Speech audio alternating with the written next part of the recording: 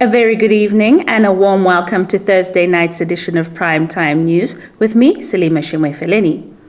In our top story tonight, while being optimistic about the country's resilience to overcome the deadly coronavirus pandemic that has ravaged lives and livelihoods, President Dr. Hage Geingob fears the worst is yet to come.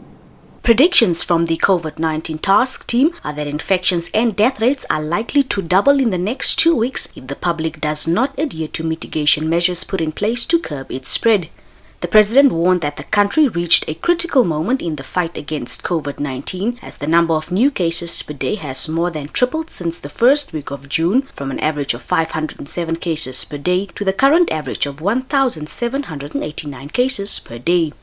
Expert projections and simulation tools indicate that the rising incidence curve during this third wave is expected to peak around mid-August and may continue well until mid-September 2021.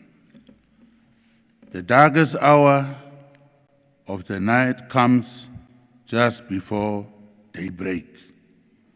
It is expected to get worse before it becomes better. We must therefore do everything in our power to suppress the rate of transmission. Emergency medicine specialist Dr. Kavetu Sikuvi, who is also part of the task team, said the deadly third wave is not yet at its peak.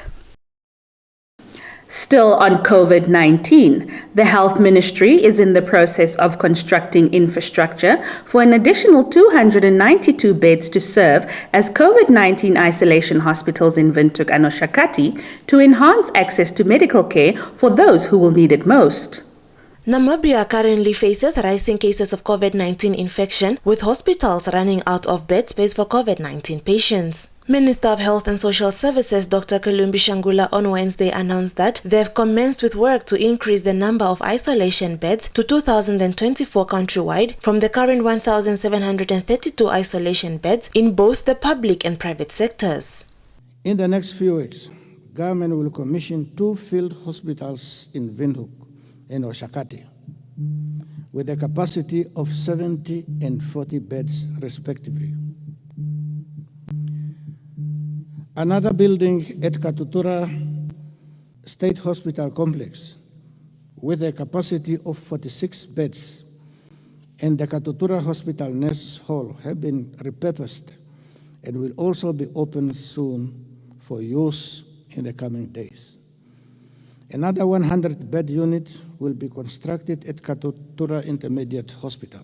The minister said deliberate steps have been taken to improve the supply and availability of life-saving oxygen to health facilities, with 20-ton bulk oxygen tank installed to provide oxygen to the 76-beds respiratory unit at Katutura Hospital, while the ministry also engaged Afrox to install a 13-ton bulk oxygen tank at Oshakati State Hospital.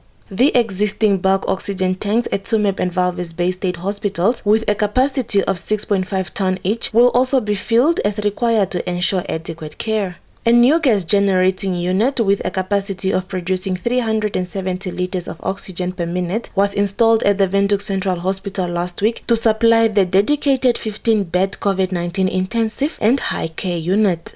Josephine Simeon, Nampa News. The Khomas region has run out of both the AstraZeneca and Sinopharm vaccines, resulting in a halt for vaccinations. The region, which had 5 vaccination sites and 2 mobile sites, had as of Tuesday administered 39,918 first doses and 6,685 second doses. Nangombe told Nampa on Wednesday 4 other districts, namely Arnos, Rehoboth and Gobabis, have also run out of the AstraZeneca and are left with small quantity of Sinopharm. Namibia is currently running low on vaccines but expects to receive 290,800 vaccine doses in early July from different suppliers. In the meantime, more districts are expected to run out of vaccines by early next week. Nangombe said the ministry is making arrangements to redistribute vaccines from slow-moving districts and regions to the fast-moving and most effective regions, including Khomas. Earlier during the COVID-19 public briefing, Health and Social Services Minister Dr. Kalumbi Shangula announced that as of Tuesday, there were 35,503 vaccine doses left in different districts and that vaccination would continue at sites where vaccine stocks are still available. Josephine Simeon, Nampa News. An autopsy has found that University of Namibia student Mukuve Ryan Kanyanga, whose body was found floating in the Kavango River, was killed. The 22-year-old Kanyanga went missing on the 18th of June 2021 and his body was found floating in the river at Kapako village in the Kavango East region days later. The Namibian Police Force head of forensic pathology, Godfried Maritane, told Nampa today during the autopsy conducted on Wednesday, he observed that there was no water in the deceased's lungs to indicate he drowned. Maritane said he further observed that a bone in his neck was also broken, indicating that Kanyanga was strangled. The Namibian Police Force investigation coordinator in the region, Bonifatius Kanyetu, said police officers from the Serious Crime Investigation Unit traveled to Mukwe constituency on Wednesday where the crime was committed to start conducting investigations. Stand by for your top roundup.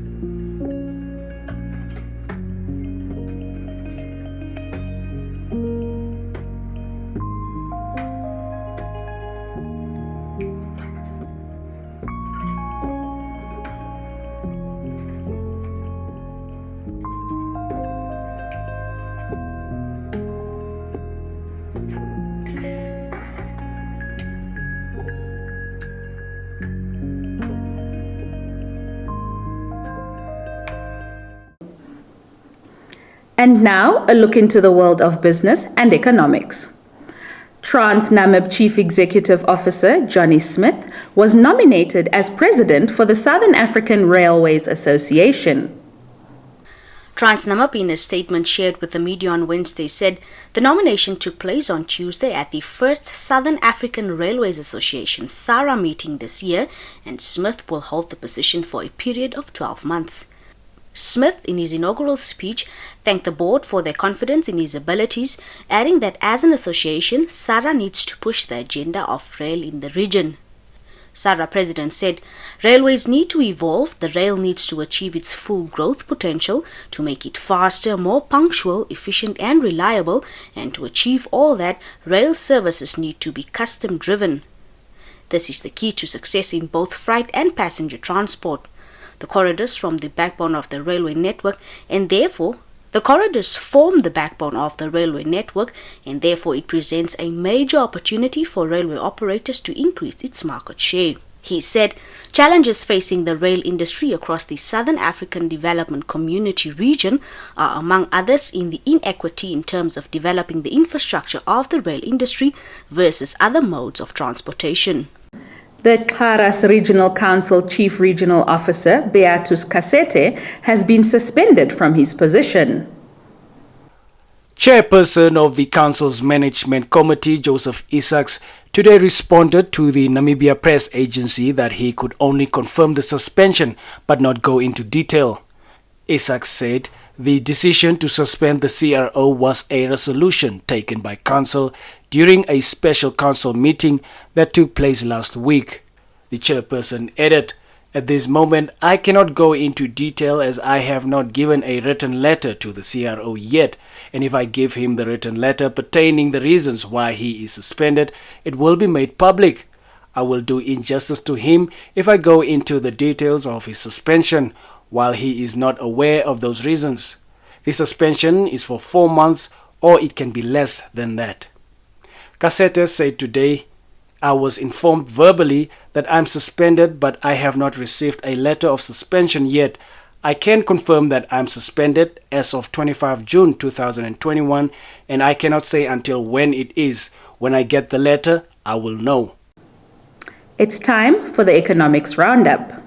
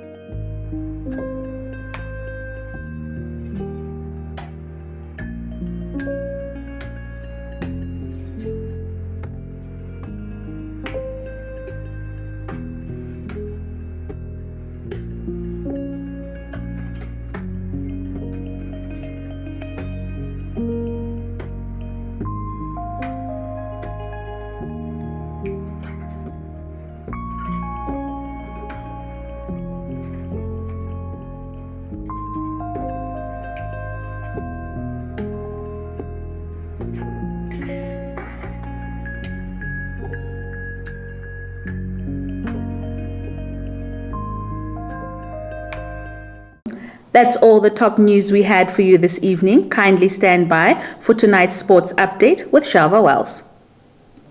Thank you, Salima. Good evening and welcome to Sport Planet. Leading the sports news, Namibia's 18-year-old female sprinter Christine Mboma ran the fastest time in the world for 2021 when she outclassed her competitors at the 2021 World Athletics Continental Tour in Poland Wednesday night.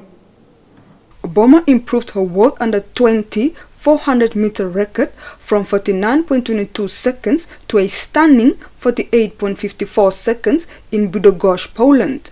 Her impressive sprint put her first in the world ranking for 2021 with 0.54 seconds clear overall ahead of Olympic champion Shanae Miller-Uibo of the Bahamas, who ran the fastest time of 59.08 seconds in April. The young sprinter, who is currently unbeaten in the 200 meters, 400 meters and 800 meters this season, outran former European indoor champion Justyna Szantej Astatic of Poland, who was 3.37 seconds behind her with a time of 51.91 seconds. Portuguese athlete Katia Acevedo completed the top 3 position with a time of 52.03 seconds. Mboma, who started competing at the senior level in 2020, now holds the African senior and world under-20 record in the 400 meters with a result of 48.54 seconds. In an interview with Nampa on Wednesday, Coach Henk Botha said he knew Mboma was going to impress everyone when she stepped on the track. On to international football. Manchester United have agreed a deal in principle to sign England winger Jadon Sancho from Borussia Dortmund for €85 million, the PA news agency understands. United have been heavily linked for several months with a big money move for Sancho, who has been given the go-ahead by Dortmund to agree personal terms and complete a medical before joining Ole Gunnar Solskjaer's side. Sancho, a Manchester City Academy product, left the northwest of England to sign for Dortmund in August 2017 and has made 137 appearances in all competitions for the German club, scoring 50 goals. It is understood the agreement between the clubs include no add-ons for the 21-year-old attacker currently on duty with England, at Euro 2020, where he has been restricted to one substitute appearance so far. Speculations was rife last year that United could bring Sancho to Old Trafford, but the club and Dortmund seem to be far apart in the valuation of the player, reportedly then priced by the Bundesliga club at 142 million euros. Your sports roundup is next.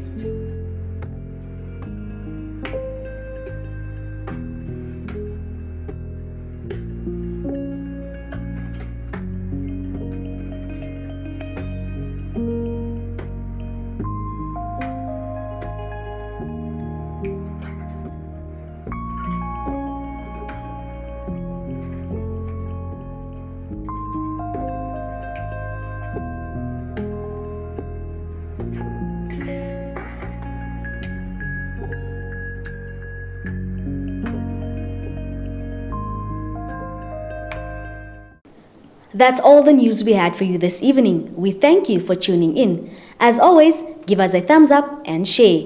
If you are new to this channel, please don't forget to subscribe. Also click on the notifications bell to stay posted on the latest happenings locally and globally. Once more, we urge you to mask up, sanitize and adhere to all stipulated health protocols. Catch us tomorrow for your daily dose of primetime news. From myself and the entire team behind the scenes, it's good night.